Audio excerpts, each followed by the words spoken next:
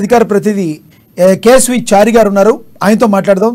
చారి గారు నమస్తే, good afternoon. తెలంగాణలో కాంగ్రెస్ పార్టీ అధికారంలో ఉన్న మాట వాస్తవం. ప్రజెంట్ సీఎంగా రేవంత్ రెడ్డి ఉన్నారు.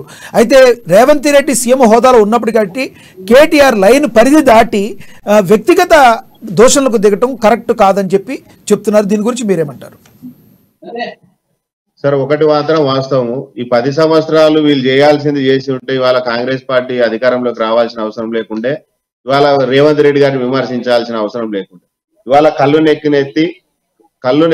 నెత్తినెక్కి ఇవాళ అధికార మదంతో ఎట్లయితే 10 సంవత్సరాలు ఈ రాష్ట్రాన్ని కొల్లగొట్టారో లక్షల కోట్ల రూపాయలతో, మళ్ళీ వాళ్ళ అధికారంలోకి ప్రజలు దించిన తర్వాత వీళ్ళ కాంగ్రెస్ మీద ఎదురుదాడులు చేసే ప్రయత్నం చేస్తున్నారు. నేను ఒకటే చెప్తున్నా కేటీఆర్ గారికి, నిజంగా ఒక స్వయాన ముఖ్యమంత్రి గారిని ఇంత దుర్మార్గంగా మాట్లాడాల్సినటువంటి తీరు ఏదైతే ఉందో అది కేవలం అధికార దాహంతో 10 సంవత్సరాలు వీళ్ళు అనుభవించినటువంటి ఒక అధికార దాహం ఇంకా వాళ్ళకి తీరట్లేదు. ఎందుకంటే మొన్నటికి మొన్న ఇంకా త్వరలో కేసీఆర్ ముఖ్యమంత్రి అని మాట్లాడుతారు. అరే నాయన, మీకు ప్రజలు మిమ్మల్ని ఓడగొట్టిరన్న సంగతి ఇంకా ఎక్కడ మర్చిపోతుర్రు? మీరు 10 ఏళ్ళు మీరు నిజంగా ప్రజలకు ఇచ్చినటువంటి హామీలు నెరవేర్చింటే మిమ్మల్ని ఓట్లేసి గెలిపిస్తారు. మిమ్మల్ని అందుకే ఎడమకాలు చెప్పు తీసుకొని దాన్ని వాళ్ళ ప్రజలు మిమ్మల్ని ఓడగొట్టి మిమ్మల్ని కూసబెట్టినారు. మరి ఇంకా కూడా మీరు 3 మీటర్లు 4 మీటర్లు అంటే నీ అయ్యా కేటీఆర్ గారు కూడా కేటీఆర్ గారికి రేవంత్ రెడ్డి గారు సవాల్ ఇసిరిండు. నీ తండ్రి స్నానం చేసి బాత్రూమ్ నుంచి బయటకు వచ్చినప్పుడు అద్దం ముందర నిలవడం అని చెప్పేసి మరి రేవంత్ రెడ్డి గారు సవాల్ చేసిండు. అంటే ఇవాళ విమర్శకు ప్రతి విమర్శనే తప్ప నిజంగా ప్రజలకు ఏం చేసినాం, ప్రజలకు మీరు కాంగ్రెస్ పార్టీ ఇచ్చిన గ్యారెంటీలు 6 గ్యారెంటీలు మేము ఇచ్చినాం, అరే మేము నెరవేరుస్తామా లేదనేది ముందర లోపల పట్టుకొని 10 ఏళ్లలో రైతు రుణమాఫీ చేస్తా అన్నాడు, చేయనికే చేతగాలే. వాళ్ళ అధికార పార్టీ మీద దుమ్మెత్తిపోయడానికి తప్ప దేనికి ఉపయోగపడింది? నువ్వు 10 ఏళ్ళు నువ్వు ఇచ్చినటువంటి హామీ ఎందుకు నెరవేర్చలేకపోయినావు? అంటే 2 లక్షలు రుణమాఫీ చేస్తా అన్నాడు, 5 ఏళ్లలో ఏ రోజు కూడా రుణమాఫీ చేయనికే చేతగాలే.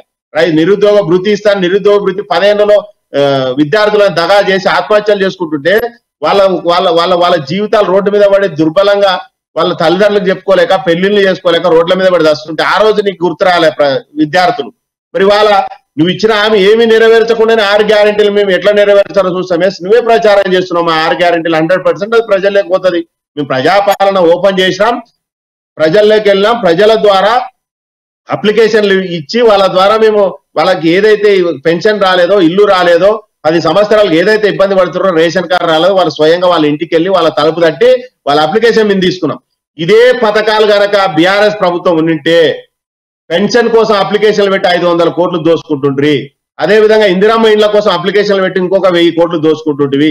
అదే విధంగా లేకుంటే నిరుద్యోగ భృతి కోసమో లేకుంటే వికలాంగుల పెన్షన్ కోసమో ఏ 6 గ్యారెంటీలు కానీ నీ చేతికి అప్పచెప్పి ఉంటే 6,000 కోట్లు ప్రజలతో కేవలం అప్లికేషన్ల కోసమే వసూలు చేసినటువంటి దుర్మార్గమైనటువంటి చరిత్ర నీది.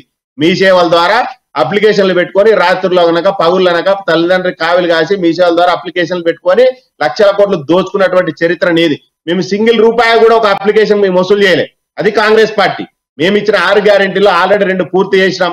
ఇవాళ 10.5 కోట్ల జీరో టికెట్లు మహిళలు సద్వినియోగం చేసుకున్నారంటే ఇంతకంటే ఇంకా పథకాలు ప్రజలకు పోతున్నాయనడానికి ఎగ్జాంపుల్ ఏం కావాలా? ఏ రోజైనా మహిళల గురించి ఆలోచించినటువంటి ప్రభుత్వం అనేది ఇవాళ మహిళలు ఇవాళ గమ్యానికి చేరుకోవడానికి, వాళ్ళ అదేవిధంగా తల్లిదండ్రుల దగ్గర పోవడానికి, పిల్లల దగ్గర పోవడానికి దాదాపు వాళ్ళు ఇవాళ కుటుంబంలో పైసలు లేకున్నా, అత్తమామలు అడగలేకున్నా, భర్తను అడగలేకున్నా ధైర్యంగా మా కాంగ్రెస్ పార్టీ అండగా ఉంది, కాంగ్రెస్ పార్టీ ఇచ్చినటువంటి ఫ్రీ బస్సు అండగా ఉందని చెప్పేసి ఇవాళ ఫ్రీ బస్సుల్లో తిరుగుతూ 10.5 కోట్ల జీరో టికెట్లు కొట్టామండి. ఇవాళ ప్రజలు మహిళలు తిరగకుంటేనే ఇవాళ ఇంతమంది ప్రయాణిస్తున్నారా? కేవలం ప్రజల్ని ఇవాళ తప్పుదో పట్టేయాల. పార్లమెంట్ ఎలక్షన్లు వచ్చింది కాబట్టి మేము ఏదో ప్రజల్లోకి రావాలి, ప్రజల్ని ఏదో ఉద్ధరించినాం 10 ఏళ్ళు అని చెప్పేసి పెద్ద పెద్ద మాటలు మాట్లాడుతున్నారు.